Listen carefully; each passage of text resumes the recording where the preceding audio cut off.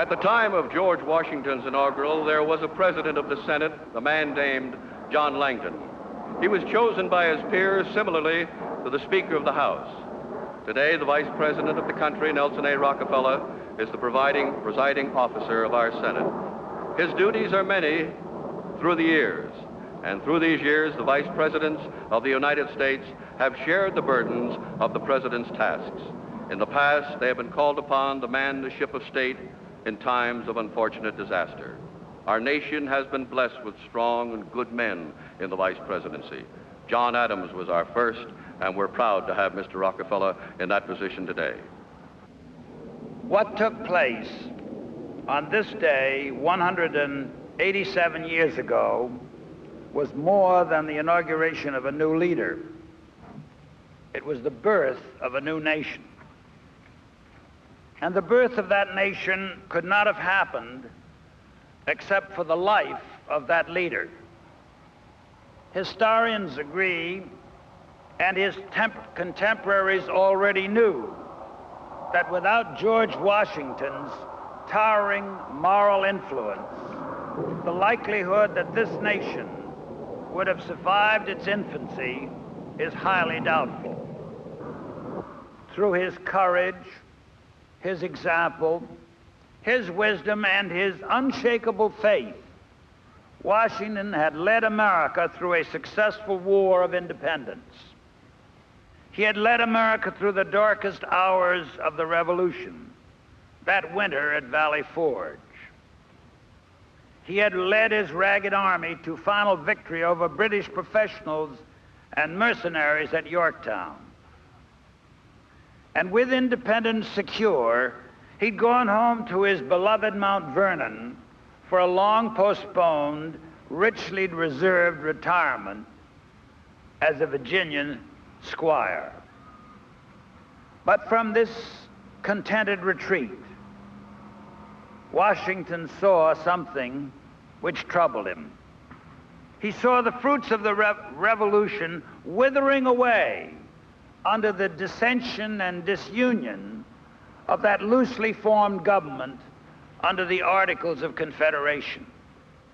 And so he left the ease of Mount Vernon and took up the arduous duties of presiding over the Continental Convention at Philadelphia.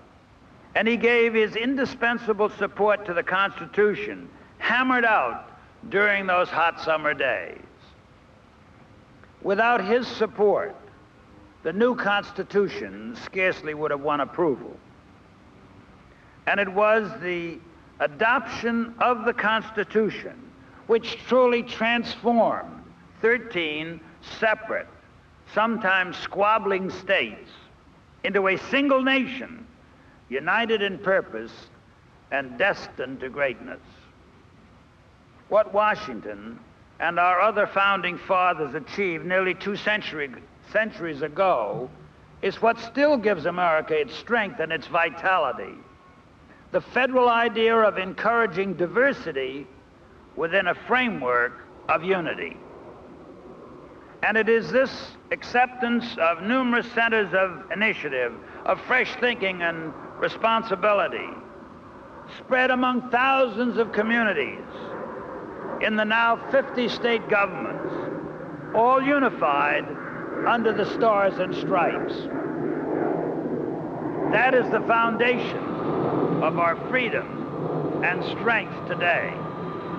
How can we remember what our ancestors went through without facing the problems of today with the same faith, confidence, and determination, and recognition that we're the same kind of people and that we have the same tough genes in our national character?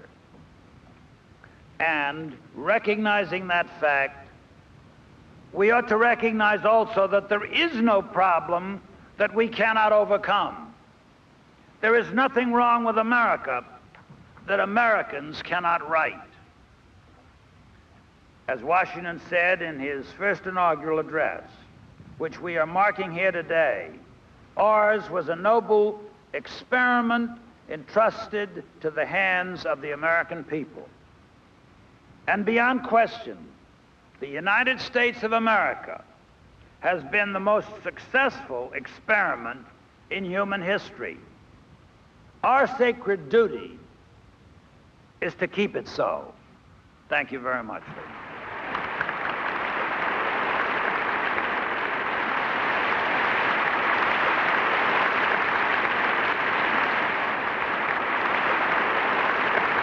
May I introduce the man who conceived the idea for this program? Certainly not the original idea, but he put it all together. Our General Chairman, Mr. Conrad L. Worth, formerly Director of the National Park Service. Mr. Worth.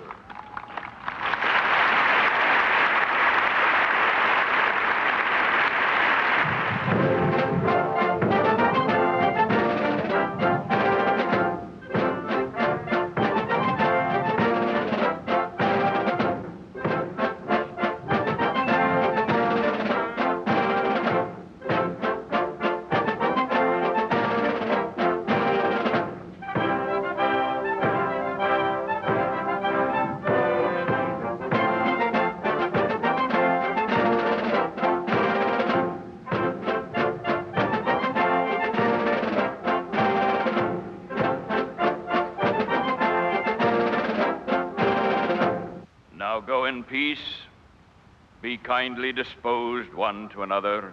The Lord bless you and keep you. The Lord make his face to shine upon you and be gracious unto you. The Lord lift up his countenance upon you and give you peace. Amen.